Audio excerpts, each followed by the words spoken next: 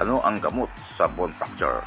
Bone fracture, bali ng buto ay hindi agad nagamot ng gamot lamang. Kailangan ito ng tamang medical management. Depende sa uri at tindi ng bali. Iba't ibang approach ang ginawa ng doktor.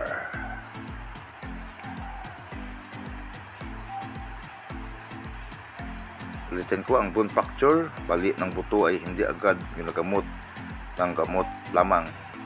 Kailangan ito ng tamang medical management, depende sa uri ng bali.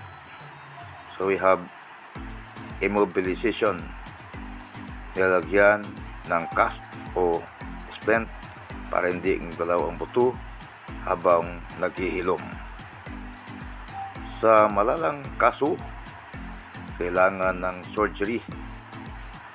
So, palangwa, gamot para sa panakit at maga, paracetamol para sa mild pain, NSAIDs, ibuprofen, naproxen, diclofenac sa matinding panakit at maga, tramadol, morphine.